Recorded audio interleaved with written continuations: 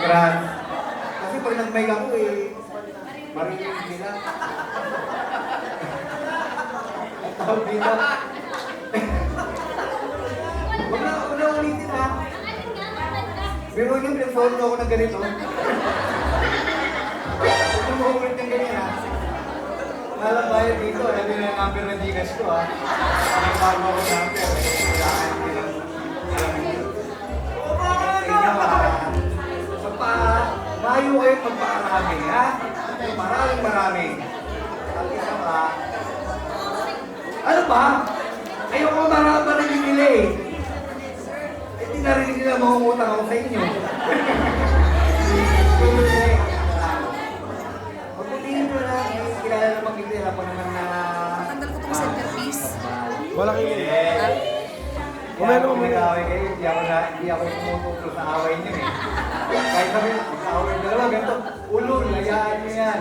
Ang importante sa akin, mahal niya kapatid ko. Ayun lang ang hindi totoo yung importante sa akin, mahal niya kapatid ko.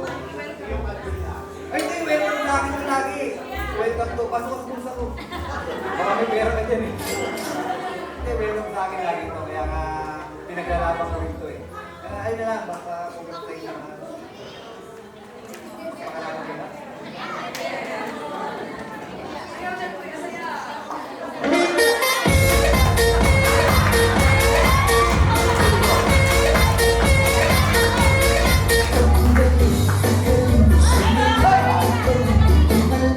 Kambal din kasi kapatid ko. Kambal din kami.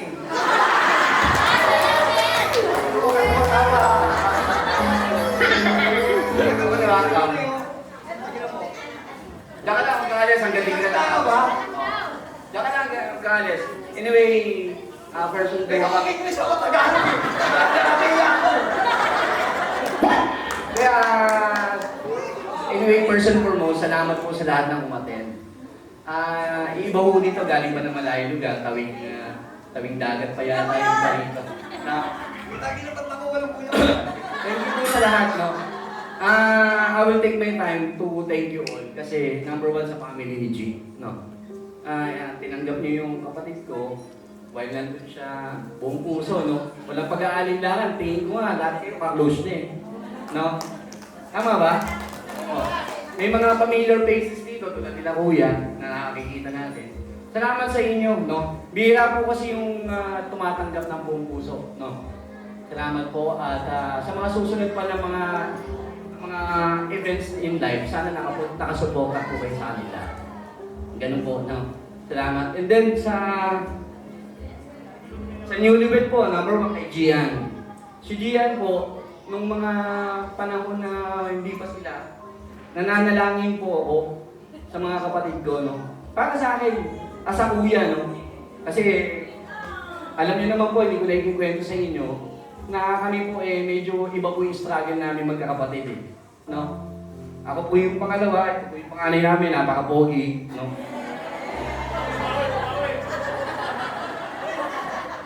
Anyway, syempre may mga struggles po kami na ako, nagkapamilya po ako, yung kuya ko, nagkapamilya din po. So ang pangarap ko po sa mga kapatid ko, magkaroon po sila na matasabi nilang pamilya.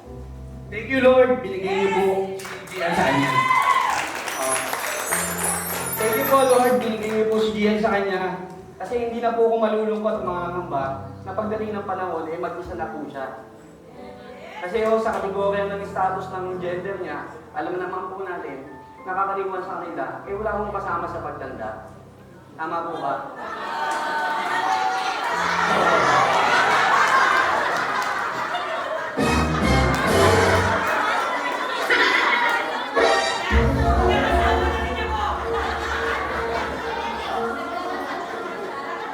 Ngayon, ayan, kamukha lang po yan, di po kakambal yan, kakamukha lang.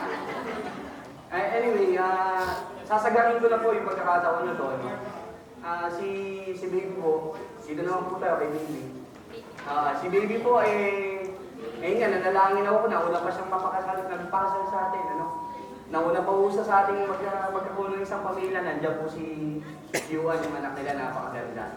No?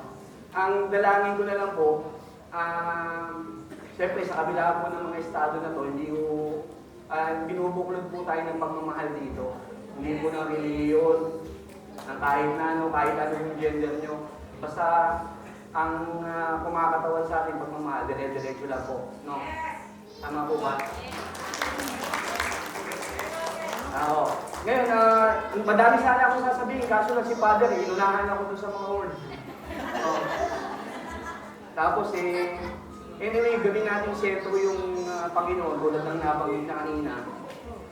Tingin ko naman maunawaan niya no? Hindi man nakasulat sa formal na papel, at least nakabaon naman sa mga puso niyo. No? Salamat po.